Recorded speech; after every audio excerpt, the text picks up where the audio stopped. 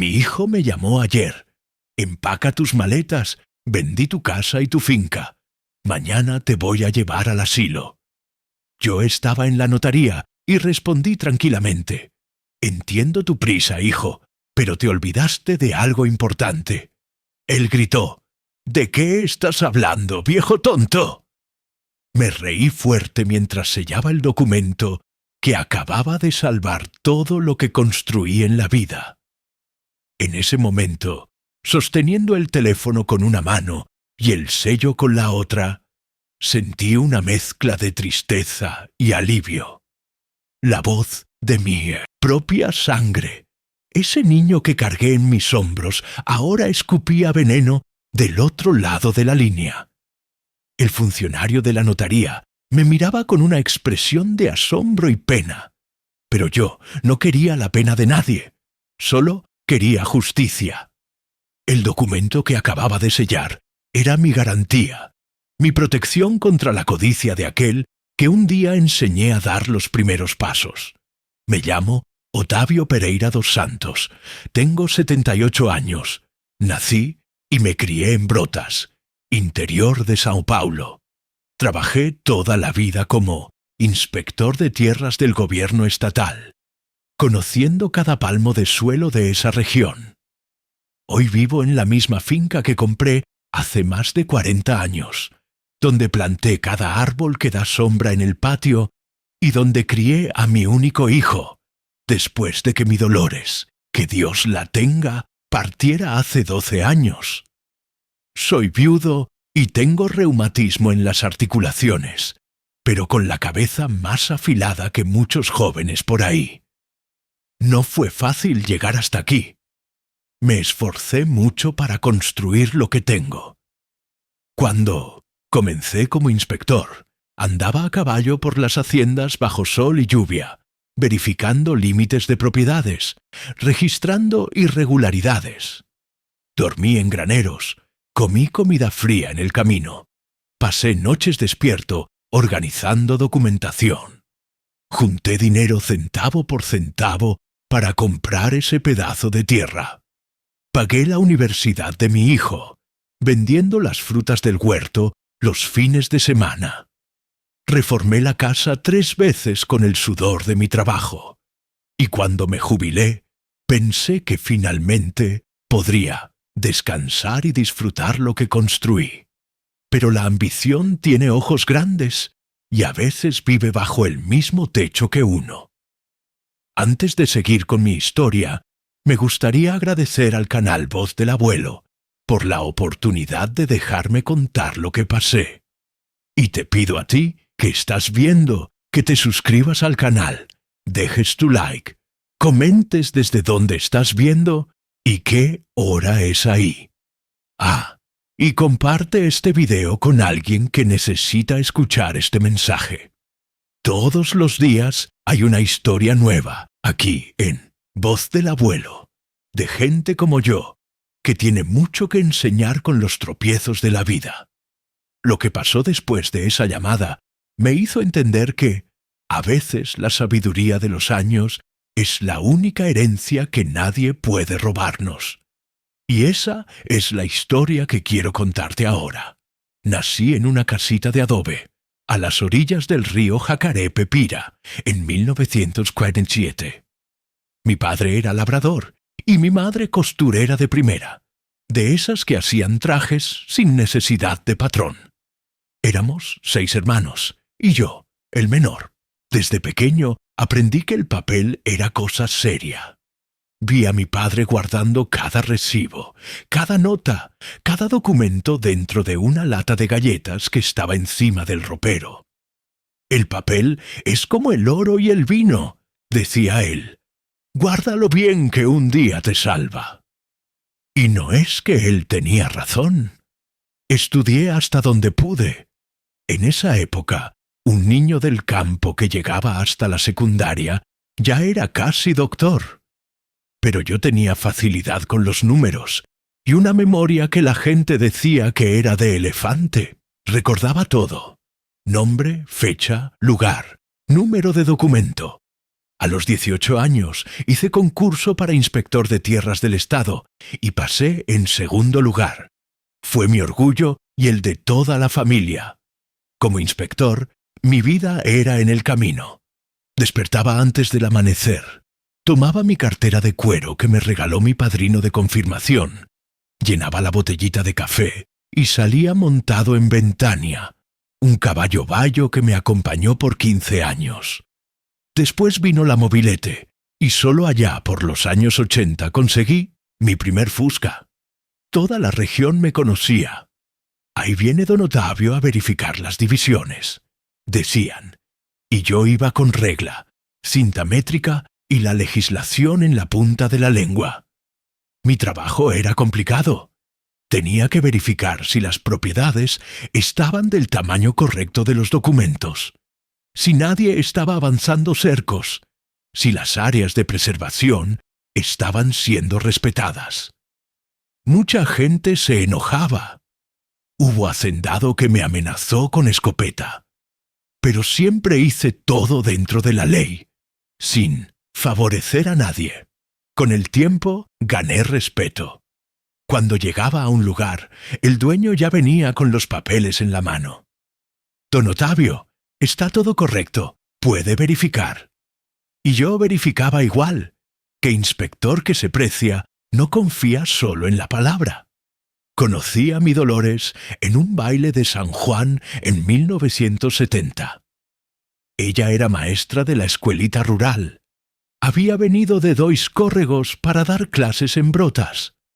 Muchacha bonita, de piel clara y cabello negro largo, que usaba siempre un perfume de lavanda que se podía sentir de lejos. Noviamos un año, nos casamos en la iglesia matriz y fuimos a vivir de alquiler cerca de la plaza. Trabajamos duro, ahorrando cada centavo, hasta que en 1982 conseguí comprar mi pedacito de tierra. 5 hectáreas con un manantial, unos naranjos viejos y una casa simple que necesitaba reforma.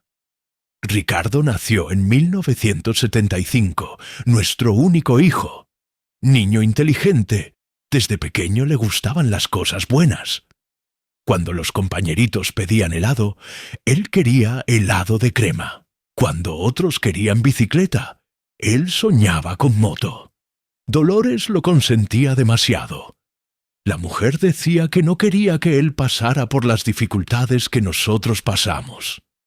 Yo trataba de enseñar el valor del trabajo, pero era difícil competir con el amor de madre. Sacrificamos mucho por él. Cuando llegó la edad del colegio, lo matriculamos en la mejor escuela privada de Brotas, aún teniendo que apretar el cinturón. Los fines de semana, yo despertaba de madrugada para cosechar las frutas del Tennessee huerto y vender en la feria. Dolores hacía torta y pan casero para complementar los ingresos. En las vacaciones, en vez de descansar, yo tomaba trabajo extra de medición de tierras para hacendados de la región. Todo para garantizar que Ricardo tuviera lo mejor. Cuando aprobó el examen de ingreso a Derecho en São Carlos, vendimos la vieja mobilete que guardaba, y más un pedazo de tierra para pagar la pensión estudiantil y los libros. Dolores iba toda semana a llevarle comida casera y ropa limpia. Volvía tarde en la noche en el último autobús. Yo hacía horas extra, aceptaba todo tipo de trabajo que aparecía. Ahorrábamos hasta en el azúcar del café para mandar dinero a Ricardo. Fue en esa época que comencé mi vivero de plantas. Al principio era solo un pasatiempo, una manera de ocupar la cabeza después del trabajo. Pero pronto descubrí que tenía buena mano para la cosa. Comencé con plantas comunes, helechos, tradescantia y sansevieria. Con el tiempo me fui especializando en plantas nativas de la mata atlántica. Aprendí a hacer plantones, injertos, a cuidar cada especie. El vivero fue creciendo y allá por los años 90 ya vendía plantas a la municipalidad y a algunas haciendas de la región que necesitaban reforestar áreas degradadas. La finca también fue mejorando. Poco a poco reformamos la casa, construimos un galpón, hicimos un pozo artesiano, todo con mucho sudor y planificación. Cada ladrillo de ese lugar tenía historia. Cada árbol había sido plantado por nuestras manos. Cuando me jubilé en 2007, ya teníamos una propiedad bonita, productiva y valorizada. Ricardo se graduó, comenzó a trabajar como abogado en São Carlos mismo. Conoció a Marcia, una muchacha de la capital que también era abogada. Se casaron en 2005, en una fiesta que costó 3 años de nuestros ahorros. Ellos querían todo de lo bueno y lo mejor. Buffet de restaurante famoso, banda en vivo, decoración de revista. Dolores decía que era su sueño ver al hijo casándose de esa manera. Entonces acordé, aunque pensaba que era un exagero. Fue en 2013 que Dolores nos dejó. Un cáncer que se la llevó demasiado rápido. Ni dio tiempo de prepararnos. En un mes estaba bien, al otro ya estaba internada, y 3 meses después partió. Fue como si me arrancaran un pedazo de mí. 43 años juntos, construyendo sueños, y de repente me vi solo en esa finca llena de recuerdos. Las plantas del vivero fueron mi salvación. Mientras las cuidaba, conversaba con Dolores, le contaba las novedades, pedía consejos. Puede parecer locura de viejo, pero era lo que me mantenía en pie. Ricardo y Marcia venían a visitarme de vez en cuando, siempre con prisa. Él había abierto su propia oficina. Estaba haciéndose un nombre en la ciudad. Comenzó a cambiar la forma de hablar, de vestirse, de mirar las cosas simples de la finca. En las visitas se quejaba del calor, del polvo, de la falta de internet buena. Marcia maldecía del auto. Decía que tenía alergia a todo lo que era del campo. Fue hace unos 2 años que comencé a notar las preguntas extrañas. Papá, ¿dónde están las escrituras de la finca? Papá, ¿ya pensaste en vender esto e ir a vivir a la ciudad? Papá, ¿no crees que estás muy solo en este fin del mundo? Al principio no le di mucha importancia, pero cuando Ricardo trajo a un amigo corredor de propiedades para almorzar sin avisarme, y el sujeto se quedó paseando por el terreno, tomando fotos y haciendo anotaciones, comencé a estar alerta. Todo comenzó a quedar más claro después de esa visita del corredor. Noté que mi hijo había cambiado la forma de hablarme por teléfono. En vez de las llamadas rápidas de siempre, pasó a llamarme toda semana, preguntando por mi salud, si estaba tomando los medicamentos bien, si no sentía soledad. Al principio hasta pensé que era preocupación de hijo, que finalmente había caído en cuenta de que el padre estaba envejeciendo. Pero pronto percibí que había algo detrás de ese interés repentino. Fue un jueves de marzo que Ricardo apareció, de sorpresa en la finca. Llegó en un auto nuevo, de esos importados que cuestan el precio de una hacienda pequeña. Vino solo, sin Marcia, cosa rara. Trajo hasta una caja de dulces de la ciudad, mis preferidos. Se sentó en el porche conmigo, tomó café despacio, sin mirar el reloj como acostumbraba a hacer. Habló de la oficina, de los procesos, de los viajes. Después lanzó el anzuelo. Papá, ¿ya pensaste que esa finca da mucho trabajo para usted? Todo ese mantenimiento, las plantas, los animales. A su edad, usted se merece descanso, un lugar más tranquilo, con personas para cuidarlo. Fingí que no entendía a dónde quería llegar. Hablé de José pequeño, que venía 3 veces por semana a ayudarme con el trabajo pesado. Hablé de las plantas del vivero, que eran mi alegría. Hablé de que nunca me había sentido tan bien, que el médico mismo había dicho que tenía salud de hombre de 60 años. Ricardo entonces cambió de táctica. Comenzó a hablar de las dificultades financieras que estaba enfrentando, que la competencia en la abogacía había aumentado, que los clientes grandes se estaban yendo a otras ciudades, que la oficina necesitaba reforma urgente. Habló de la escuela cara de los niños, del financiamiento del auto, de la cuota del apartamento. Dio a entender que necesitaba ayuda, pero no pidió directamente. Usted sabe que nunca le pediría nada, papá, pero ando preocupado por el futuro, por darles a mis hijos lo que usted y mamá me dieron. En ese momento, mi corazón de padre habló más alto. Ofrecí ayuda. Dije que tenía unos ahorros guardados que podía prestar. Él agradeció, pero cambió de tema. Dijo que no era justo, que iba a encontrar una manera. Y entonces soltó la bomba. En realidad, papá, tengo una propuesta. Tengo un empresario de São Paulo interesado en comprar tierras en la región para construir un resort. Pagaría un valor muy bueno por la finca, muy por encima del mercado.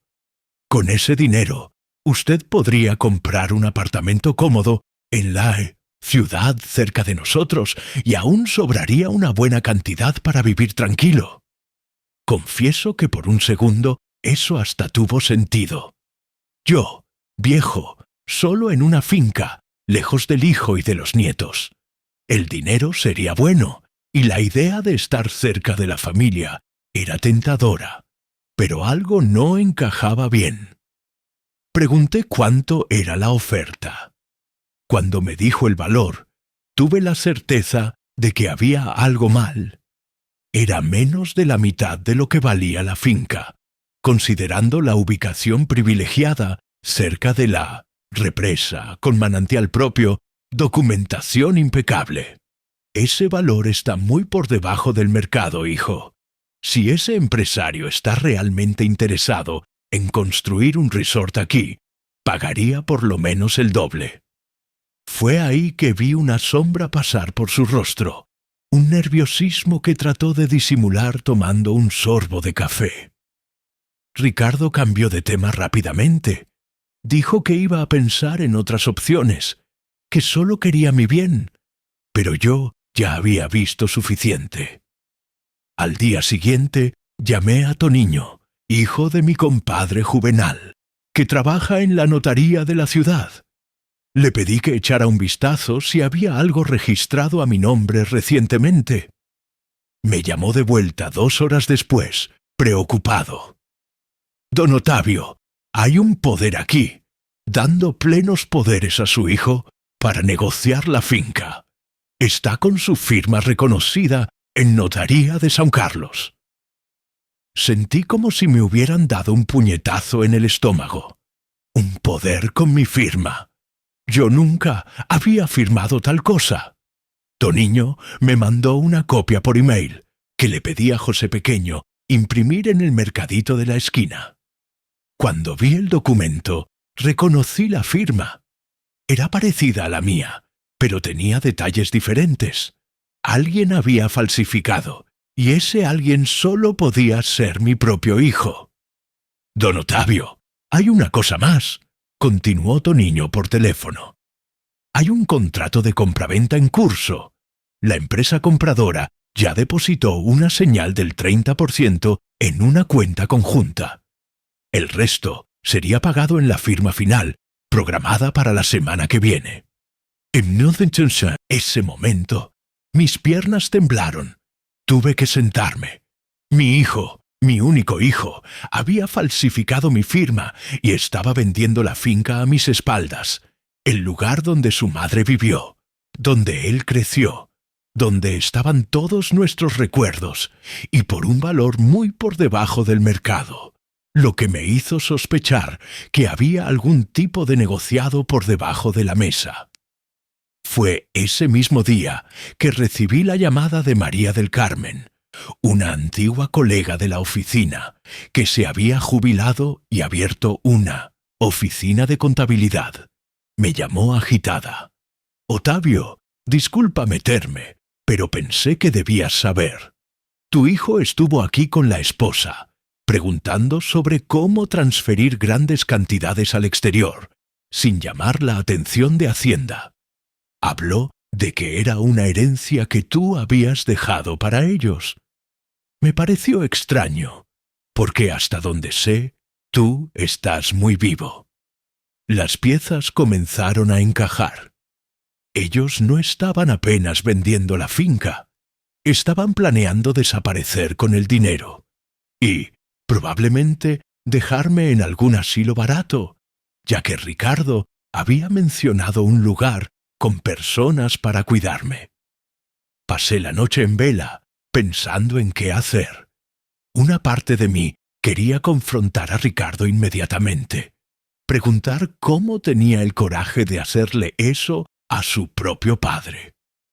Otra parte quería entender dónde me había equivocado en su crianza, qué había hecho para merecer tanta traición. Pero una tercera parte, la más racional, sabía que necesitaba actuar con inteligencia, no con emoción. A la mañana siguiente llamé al doctor Antenor, un abogado jubilado que había sido mi vecino por muchos años antes de mudarse a la ciudad. Le conté todo, le mostré los documentos. Él escuchó en silencio y después dijo: «Otavio, esto es crimen. Falsificación de documento, estafa, tentativa de apropiación indebida. Tu hijo puede sacar algunos años de cárcel por esto». Yo no quería ver a mi hijo en la cárcel, a pesar de todo, pero tampoco podía dejar que me robara de esa manera. El doctor Antenor me orientó. «Vamos a hacer lo siguiente. Primero vamos a registrar una acción cautelar en la notaría, bloqueando cualquier transacción que involucre la finca. Después, vamos al notario a denunciar la falsificación del poder. Por fin, vamos a notificar a la empresa compradora sobre el fraude». Seguimos el plan al pie de la letra. El lunes, bien temprano, yo estaba en la notaría registrando los documentos necesarios. El notario, que me conocía desde hace décadas, se quedó en shock con la situación. Proveyó todo en el momento con prioridad. Mientras estábamos allí finalizando los trámites, mi celular sonó. Era Ricardo. «Papá, ¿todo bien? Llamé ayer y usted no atendió». Traté de mantener la voz firme, como si nada estuviera pasando. Estaba cuidando las plantas en el vivero. Debe haberse quedado sin batería. Estoy aquí en la ciudad resolviendo unas cosas. Él pareció aliviado. «Ah, qué bueno. Mira, estoy pensando en ir allá mañana con Marcia y los niños. Tengo una buena noticia que contar». «¿Qué buena noticia, hijo?», pregunté ya sabiendo de qué se trataba. «Mañana hablamos con calma. Solo empaca sus maletas. Voy a necesitar que usted venga a la ciudad conmigo. Encontré un lugar excelente para que usted se quede». Fue ahí que no aguanté más fingir. «Ricardo, vendiste mi finca a mis espaldas». Silencio del otro lado. Después, una risa nerviosa. «¿Qué es eso, papá? Claro que no. ¿De dónde sacó esa idea?». «Estoy aquí en la notaría ahora mismo, Ricardo. Vi el poder falso. Vi el contrato de compraventa. Sé todo». Otro silencio más largo. Cuando volvió a hablar, su voz estaba diferente, fría, calculadora. «Mira, papá, hice esto por su bien. Usted no tiene condiciones de vivir solo más. Va a ser mejor para todo mundo. Usted va a tener un lugar cómodo en la ciudad, con personas de su edad. El dinero va a ser bien administrado. Voy a invertir para garantizar su futuro». Y la falsificación de mi firma. Eso también fue por mi bien. Fue necesario. Usted nunca iba a estar de acuerdo con la venta. Es demasiado terco. Pero a su edad, usted ya no tiene condiciones de decidir lo que es mejor. Esas palabras me cortaron como un cuchillo. Mi propio hijo pensaba que yo era incapaz, que ya no tenía derecho de decidir sobre mi propia vida y propiedad.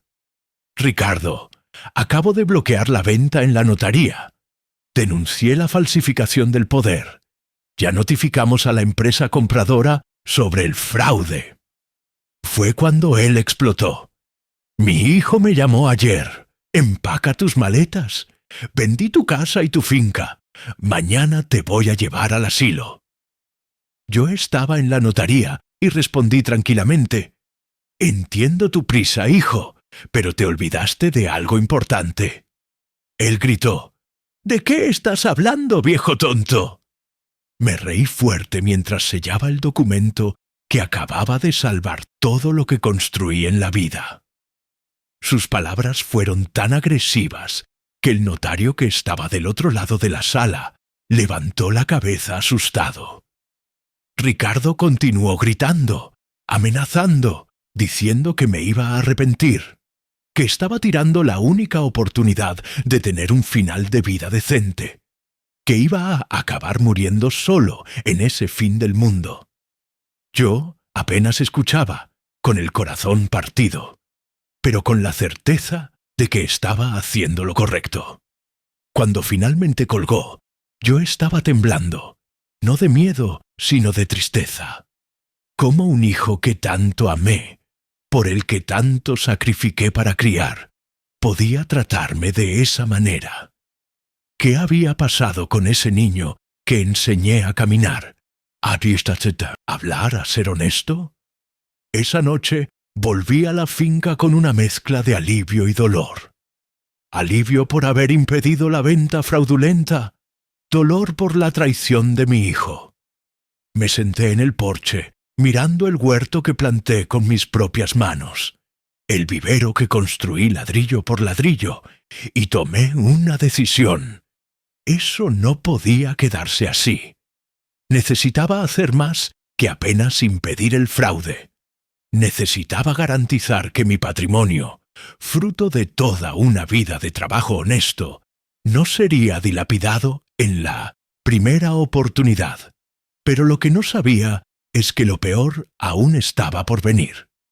Bloque 4. El cambio y la justicia. La reacción de Ricardo a mi descubrimiento fue aún más radical de lo que imaginaba. Al día siguiente de nuestra conversación, apareció en la finca acompañado de 2 hombres que nunca había visto. Uno de ellos se presentó como médico psiquiatra, el otro como asistente social. Ricardo estaba con una carpeta llena de papeles en la mano. «Papá, estos señores vinieron a evaluar su condición mental. Estoy iniciando un pedido de interdicción. Usted claramente ya no tiene capacidad de administrar sus bienes». Me quedé paralizado por algunos segundos. Interdicción. Eso era el golpe final. Declararme incapaz jurídicamente para entonces asumir control total sobre mis bienes. La audacia era tanta que casi me río, pero mantuve la calma. «Por favor, doctor, estoy a disposición para cualquier evaluación, pero antes me gustaría que el señor viera una cosa». Fui hasta mi cuarto y volví con una carpeta. Dentro de ella, mi triunfo. Un dictamen médico completo realizado 2 semanas antes en el Hospital das Clínicas de Ribeirão Preto, con evaluaciones de neurología, geriatría y psiquiatría, atestiguando mi plena capacidad mental y autonomía. El dictamen había sido idea del doctor Antenor, que previó que algo así podría pasar. Este dictamen fue registrado en notaría la semana pasada. También tengo aquí una declaración del delegado regional, confirmando la denuncia de falsificación de documento que hice contra mi hijo. El médico que Ricardo trajo examinó los documentos con atención. Su rostro cambió completamente. Se volteó hacia Ricardo. «Doctor Ricardo, Usted no mencionó que su padre ya había pasado por evaluación reciente. Este dictamen es bien completo y fue firmado por especialistas renombrados. El rostro de mi hijo se puso rojo de rabia. Comenzó a gritar que yo había armado todo, que había engañado a los médicos, que estaba senil y paranoico. Llegó a tratar de arrancar los documentos de la mano del médico. Fue en ese momento que mi segundo triunfo apareció. José Pequeño, que trabajaba en la finca conmigo desde hacía años, entró en la sala acompañado de doña Cida, mi vecina de cerca. Detrás de ellos, el sargento Meneses, de la policía militar, que era hijo de doña Cida, y había venido a visitar a la madre ese fin de semana. «Don Otavio, escuchamos los gritos desde afuera. ¿Está todo bien?», preguntó José Pequeño, mirando con desconfianza a los hombres que Ricardo había traído. El sargento Meneses, uniformado, aunque estuviera de franco, se acercó. «¿Algún problema aquí? Recibí una denuncia de posible coacción contra persona mayor». La denuncia había sido hecha por doña Cida, que, alertada por mí el día anterior, había instruido al hijo a estar atento al movimiento de la finca. Ricardo trató de explicarse. Dijo que era apenas una visita, que estaba preocupado por la salud del padre, pero el daño ya estaba hecho. El médico y el asistente social percibieron que habían sido usados en una tentativa de golpe. Pidieron disculpas y se retiraron rápidamente, visiblemente avergonzados. Cuando quedamos a solas, Ricardo se desplomó en una silla, derrotado. «¿Por qué está haciendo esto conmigo, papá? ¿Por qué no facilita las cosas?» «¿Facilitar qué, Ricardo? ¿Dejar que me robes? ¿Declararme incapaz? ¿Entregarte el fruto de toda una vida de trabajo honesto para que lo desperdicies en autos de lujo y viajes? Usted siempre fue así, aferrado a las cosas materiales. Esa finca, esas plantas, ¿valen más que su propio hijo? No se trata del valor material, hijo. Se trata del valor moral, del respeto, de la honestidad. Cosas que traté de enseñarte toda la vida». Él se levantó furioso. «Usted se va a arrepentir. Esto no se va a quedar así». Salió cerrando la puerta con tanta fuerza que un cuadro se cayó de la pared. Era una foto antigua de los tres, yo, Dolores y Ricardo, cuando él tenía unos 10 años. El vidrio se rompió en varios pedazos, como una premonición de lo que pasaría con nuestra familia. En los días que siguieron, Ricardo intentó de todo. Contrató otro abogado para contestar el bloqueo de la venta. Esparció por la ciudad que yo estaba con Alzheimer, que había días que ni recordaba mi propio nombre. Llegó a tratar de sobornar a Toniño de la notaría para liberar la venta. Nada funcionó. Mientras tanto, yo no me quedé parado. Con la ayuda del doctor Antenor, registré en notaría una declaración detallada sobre todas las tentativas de fraude. Transferí parte de mis ahorros a una nueva cuenta en otro banco, donde Ricardo no tenía acceso. Instalé cámaras de seguridad en la finca, con la ayuda del hijo de doña Cida, y tomé la decisión más difícil. Registré un boletín de ocurrencia formal contra mi hijo por tentativa de estafa y falsificación de documento. La noticia se esparció rápidamente por la pequeña Brotas. Las personas me miraban con una mezcla de pena y admiración cuando iba a la ciudad. Muchos venían a contar historias parecidas de hijos que trataron de tomar las casas de padres mayores, de herencias disputadas antes incluso del fallecimiento, de familias destruidas por la codicia. Percibí que mi historia, desafortunadamente, no era única. La gota que derramó el vaso vino 2 semanas después. recibí una llamada de la secretaria de Ricardo, una muchacha llamada Denise, que siempre había sido gentil conmigo en las pocas veces que fui a su oficina. Don Ottavio, disculpe meterme en esto, pero creo que usted necesita saber. El doctor Ricardo está con problemas serios. Tomó dinero de clientes para inversiones que nunca hizo. Usó el valor de la señal de la venta de su finca para cubrir parte del hueco. Pero aún falta mucho. Hay gente amenazando con procesar y hasta amenazas más serias. Él está desesperado. Eso explicaba muchas cosas. La prisa por vender la finca, la rabia cuando lo impedí, las tentativas cada vez más desesperadas. No, era solo codicia, era desesperación. Mi hijo estaba hundido en deudas, probablemente fruto de una vida de ostentación por encima de las posibilidades. Aún después de todo lo que él había hecho, mi corazón de padre se apretó. No podía dejar a mi hijo en la mano, por peor que hubiera sido su comportamiento. Pero tampoco podía simplemente entregar todo lo que construí en la vida para cubrir huecos causados por mala administración y deshonestidad. Llamé a la oficina. Pedí hablar con él. Denise dijo que no estaba, que había viajado a São Paulo para tratar de resolver unos problemas. Dejé recado para que me llamara con urgencia. Esa tarde recibí una visita inesperada. Era Marcia, mi nuera, acompañada de mis dos nietos, Pedro de 14 años y Clara de 11. Era raro que ella viniera a la finca, más raro aún traer a los niños. Parecía nerviosa, con ojeras profundas.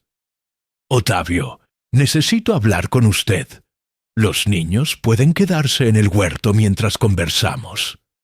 Tan pronto los nietos salieron, ella se desplomó en el sofá, llorando. Estoy desesperada. Ricardo desapareció hace 3 días. Se llevó los ahorros que teníamos, las tarjetas de crédito, hasta las joyas que heredé de mi abuela. Dejó una carta diciendo que iba a resolver todo, que pronto volvería, pero no contesta el teléfono. Contó entonces que solo en ese momento había descubierto la real situación financiera de ellos. Las deudas de juego, los préstamos a nombre de la oficina, el dinero de clientes que había sido usado indebidamente y la tentativa de vender mi finca sin mi consentimiento. Juro que no sabía nada, Ottavio. Ricardo siempre se encargó de las finanzas. Decía que no necesitaba preocuparme. Le creí.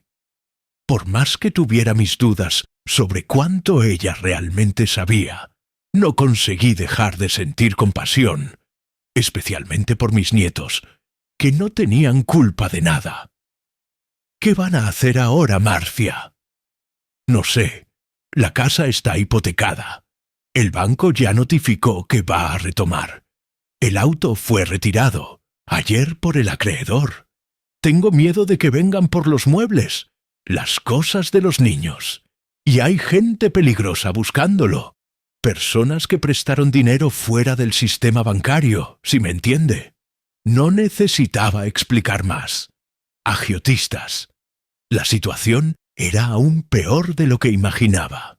Fue entonces que tuve una idea, una solución que no resolvía todo, pero por lo menos daría seguridad a mis nietos mientras la tormenta no pasara. Marcia, hay una casa en el fondo de la finca. Era donde el cuidador vivía antes de que José Pequeño se mudara a la ciudad. Está vacía hace años, pero está limpia y tiene lo básico. Ustedes pueden quedarse allí hasta que las cosas se calmen. Ella me miró sorprendida.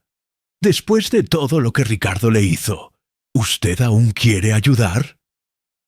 No estoy haciendo esto por Ricardo. Lo estoy haciendo por mis nietos que no tienen culpa de las decisiones del padre, y por ti, que por lo visto, también fuiste engañada. Esa misma tarde Ayudé a Marcia y a los niños a instalarse en la casa del fondo. Era simple, pero tenía lo necesario. 2 cuartos, cocina, baño, un pequeño porche. José pequeño trajo una estufa nueva de la ciudad. Compré colchones y ropa de cama.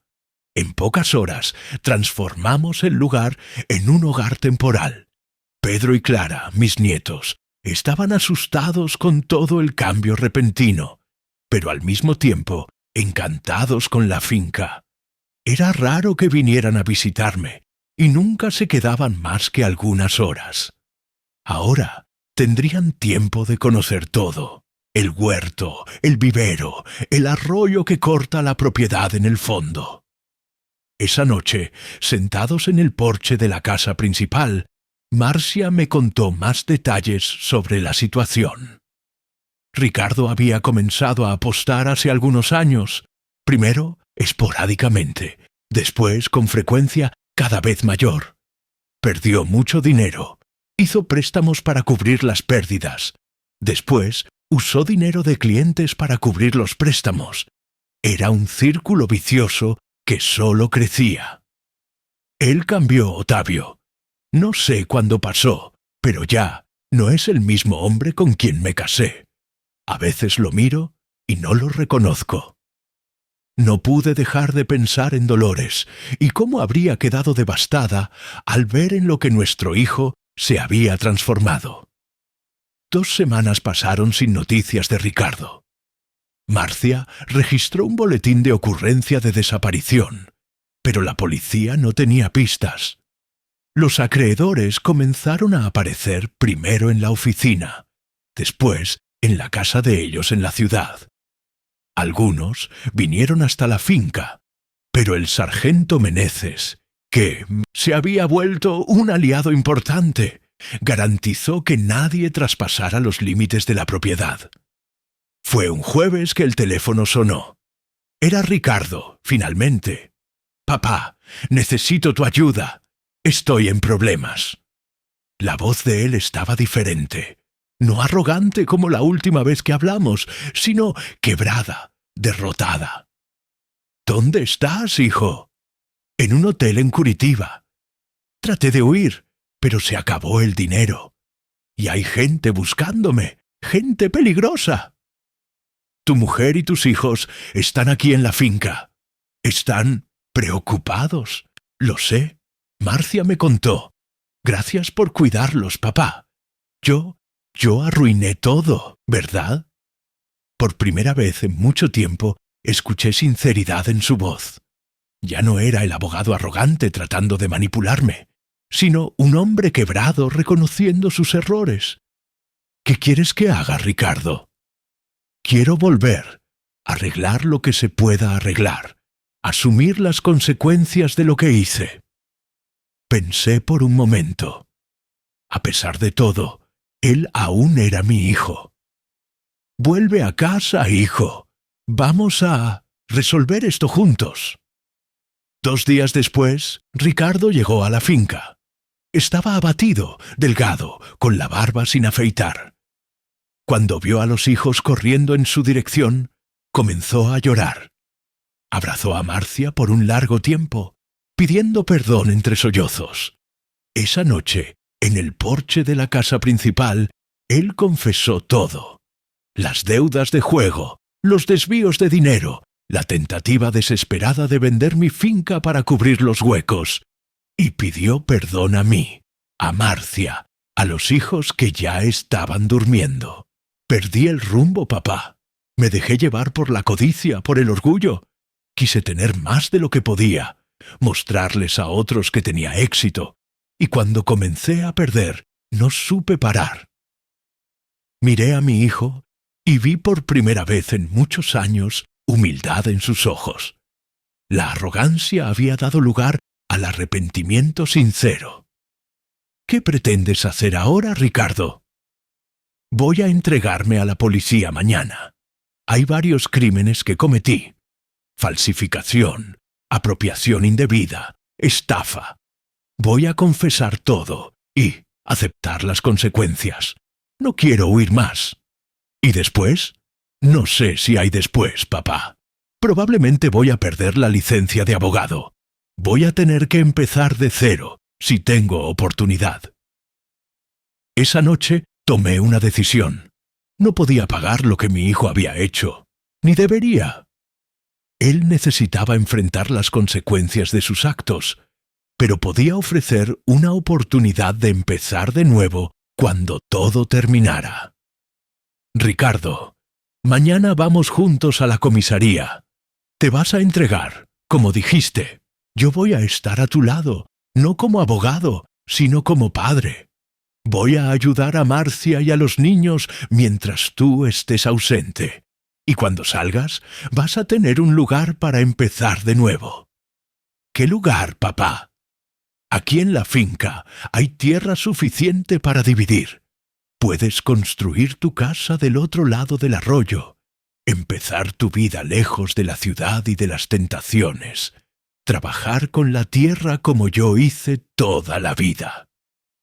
Él me miró sorprendido. Después de todo lo que hice, ¿usted aún quiere darme una parte de la finca? No estoy dando, hijo.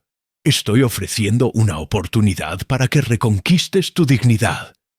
La finca sigue siendo mía mientras yo viva, pero puedes vivir y trabajar aquí, aprender un nuevo oficio, y si pruebas que cambiaste de verdad, un día esta tierra puede ser tuya, no por trampa o astucia, sino por mérito. Al día siguiente, como acordamos, acompañé a Ricardo hasta la comisaría de Brotas. Él confesó todo al comisario, un hombre serio que me conocía desde niño. Las consecuencias serían graves, probablemente algunos años de prisión, pérdida de la licencia profesional, deudas por pagar por mucho tiempo. Pero por primera vez vi a mi hijo enfrentando sus errores de frente, sin tratar de manipular o huir. Mientras era llevado a la cárcel, me miró una última vez. «Papá, ¿me perdonas?» «Ya perdoné, hijo. Ahora es hora de reconstruir». El renacimiento. La noticia se esparció rápidamente por la ciudad. El hijo de don Ottavio, el abogado que había tratado de robar a su propio padre, estaba preso. Algunos vinieron a darme el pésame, como si hubiera habido una muerte en la familia. De cierta forma, la hubo, la muerte de una ilusión, de una imagen que tenía de mi hijo. Pero también había un nacimiento, la posibilidad de que un hombre nuevo surgiera de las cenizas del error. Marcia decidió quedarse en la finca con los niños. Al principio era para ser temporal, pero poco a poco se fue adaptando a la vida simple. Consiguió un empleo como maestra en la escuela rural, la misma donde Dolores había dado clases décadas atrás. Pedro y Clara se matricularon en la escuela de la ciudad. Hacían el trayecto en autobús escolar, como tantos niños de la zona rural. Los acreedores aún buscaban a Ricardo, Bud, pero cuando supieron que se había entregado y que no había más bienes que tomar, la mayoría desistió. Algunos procesos civiles continuaron, deudas que llevarían años para ser pagadas, pero por lo menos las amenazas más peligrosas cesaron. En cuanto a mí, encontré una paz que no esperaba. La traición de mi hijo me había herido profundamente, pero su coraje al asumir los errores trajo una forma de redención. Y tener a mis nietos cerca, verlos descubrir las maravillas de la vida simple en el campo, era un regalo que nunca imaginé recibir a esta altura de la vida. Un día, mientras trabajaba en el vivero con Pedro, que había desarrollado un interés genuino por las plantas, él me preguntó: «Abuelo, ¿cómo sabía usted que papá iba a tratar de vender la finca? ¿Cómo consiguió prepararse?» Sonreí, recordando la lección más importante que mi padre me había enseñado. No sabía, mi hijo, pero aprendí desde temprano que el papel Es como el oro. Guárdalo bien que un día te salva. Tu padre se olvidó de eso, pero tal vez tú no te olvides. Ya pasaron 4 años desde ese día en que mi hijo se entregó a la policía. Muchas cosas cambiaron desde entonces. La vida tiene esas vueltas que uno nunca imagina, como un río que parece seguir derecho, pero de repente hace una curva inesperada. Ricardo cumplió 2 años de pena en régimen semiabierto. Podría haber sido más, pero el juez consideró la confesión espontánea y el hecho de que se entregó voluntariamente. Yo iba a visitarlo toda semana. Llevaba los productos de la finca, contaba las novedades.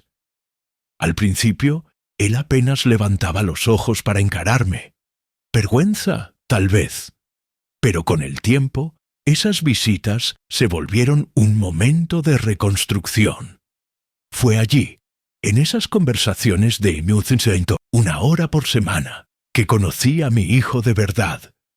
No el niño mimado que criamos, ni el abogado arrogante que se perdió, sino el hombre que podía llegar a ser. Ricardo usó el tiempo en prisión para estudiar. Hizo cursos de agricultura orgánica, técnicas de cultivo, gestión de pequeñas propiedades rurales. Cuando me mostró los certificados, confieso que mis ojos se llenaron de lágrimas.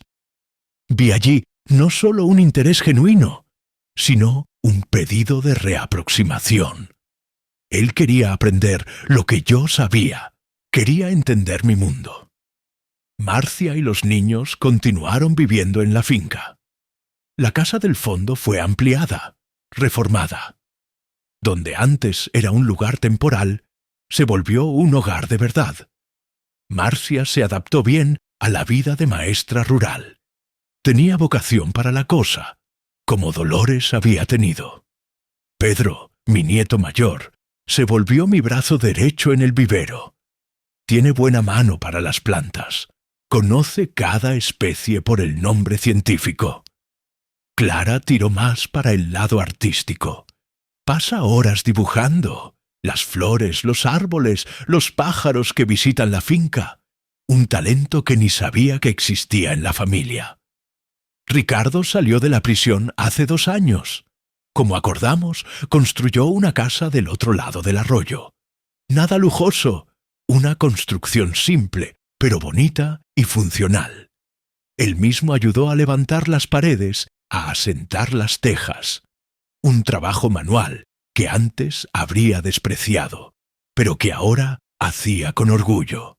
Marcia y los hijos se mudaron allá tan pronto estuvo lista. Una nueva fase comenzaba. Como imaginé, él perdió la licencia de abogado. El Colegio de Abogados canceló su registro por conducta antiética. Fue un golpe duro, pero necesario. Un hombre necesita enfrentar las consecuencias de sus actos para realmente cambiar.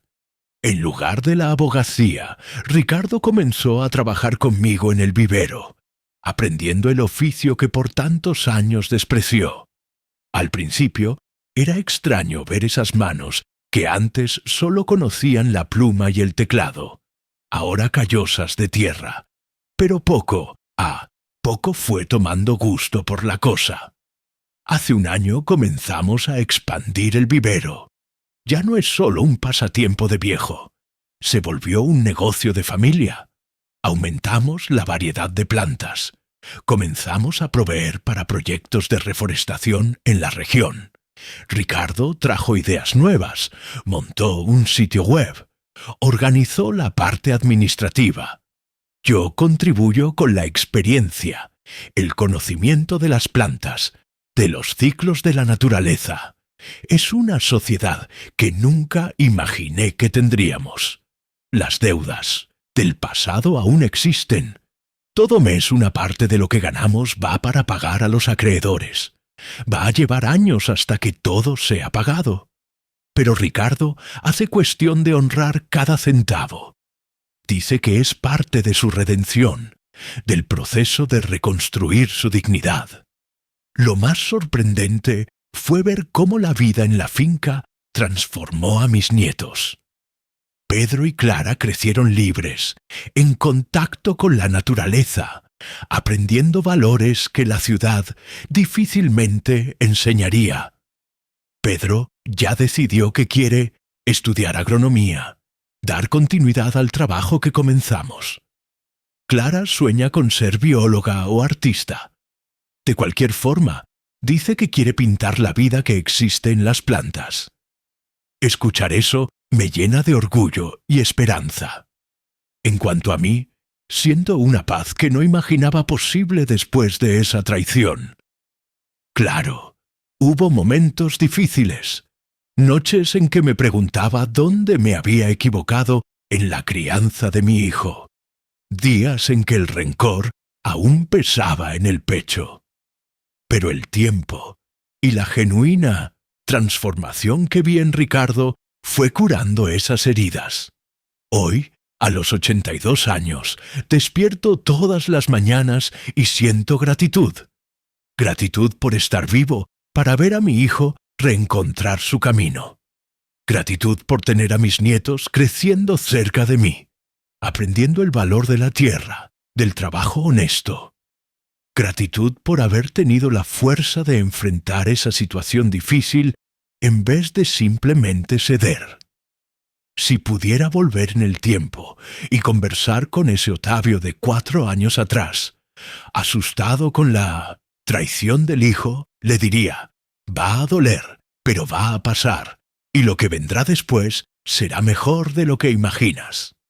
La vida me enseñó muchas cosas en estos 82 años, pero tal vez las lecciones más importantes vinieron justamente en los momentos más difíciles. Aprendí que el perdón no significa olvidar el error, sino dar la oportunidad de construir algo nuevo a partir de él. Aprendí que a veces necesitamos perder algo para encontrar lo que realmente importa. Y aprendí que, por más dura que sea una traición, no tiene el poder de definir toda una vida, toda una relación. Ricardo me dijo el otro día, mientras plantábamos plantas en un nuevo cantero: papá, a veces pienso que necesité perder todo para entender lo que realmente tenía valor. Esas palabras se quedaron resonando en mi cabeza. ¿Cuántas personas pasan toda la vida acumulando cosas, estatus, apariencias, sin nunca entender lo que realmente tiene valor? Mi finca continúa siendo mía, como prometí, pero ahora es mucho más que una propiedad. Es el centro de una familia reunida, el escenario de una historia de redención. Un día, cuando parta, sé que quedará en buenas manos, no por causa de un papel en la notaría, sino porque planté algo mucho más duradero que escrituras. Planté valores, ejemplos, lecciones que veo floreciendo todos los días. Para quien me pregunta si valió la pena todo el sufrimiento, respondo sin dudar: valió. No por el final feliz que no siempre pasa en historias como la mía, sino por el viaje, por los aprendizajes, por la oportunidad de ver que aún en las situaciones más sombrías existe la posibilidad de luz. Y si hay un consejo que puedo dejar para quien está pasando por algo parecido, es este: no dejes que el rencor defina tus acciones. Usa la sabiduría que los años te dieron para proteger lo que es tuyo, sí, pero deja siempre una puerta abierta para la reconciliación verdadera. No esa basada en fingimiento o conveniencia, sino la que viene de la transformación genuina. Hoy, cuando veo a Ricardo enseñando a Pedro a hacer injertos, o cuando escucho a Marcia contando historias a los alumnos bajo el mango, o cuando veo los dibujos de Clara adornando las paredes de la casa, sé que tomé la decisión correcta. No fue fácil, no fue sin dolor, pero fue el camino que permitió que todos nosotros creciéramos. Como dice ese dicho antiguo que mi padre repetía: árbol bueno, aun después de cortado, todavía puede brotar de nuevo.